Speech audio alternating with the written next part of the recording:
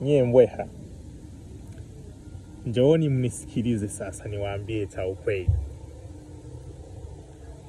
Watu wamekuwa wakiniuliza kwamba eti mtoto wa dada, unatumia kipodozi gani? Mbona ngozi yako imeglow, unastawi, unapendeza, inakuwa nyololo.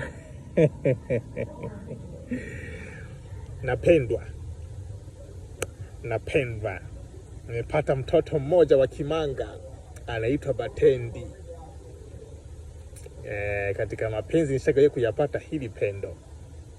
Mtoto nikimwambia njoo ghetto, anakuja na wali maharage kwenye hotpot. Wewe ushawahi kupata hivyo? Ulishawahi?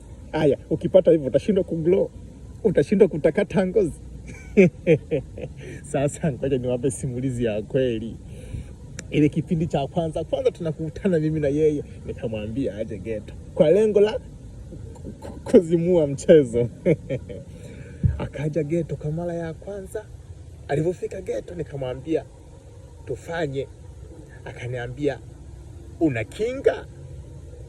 Sasa na mimi naye nikaona kama anataka kuniyeyusha hivi, nikamwambia mimi kinga sina. Akaniambia kama huna kinga hatuwezi kufanya. Nikaona sasa na mimi kubembeleza sana siwezi.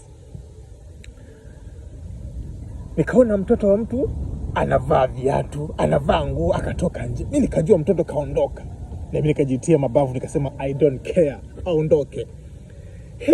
Punde si punde anarudi ghetto, karudi na kinga. Nikawaza mtoto kaenda kununua kinga kwa hela yake mwenyewe, na hata aliniambia hana hela. Kweli huyu mtoto mchezo anautaka. Hiyo siku nilibamiza, wasalamu nasema nilibaruza ni umutu.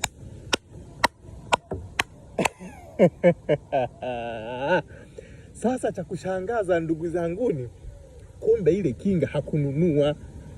Ile siku napita pale kwenye duka la mangi, na shangaa mtoto wa dada, unadaiwa. Nadaiwa nini?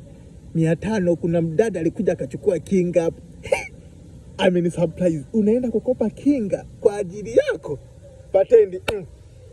Nimekunyoshia mikono jamani. Hili ndio pendo sasa. New Year resolution kwenye swala la mahusiano, vema. Wewe je?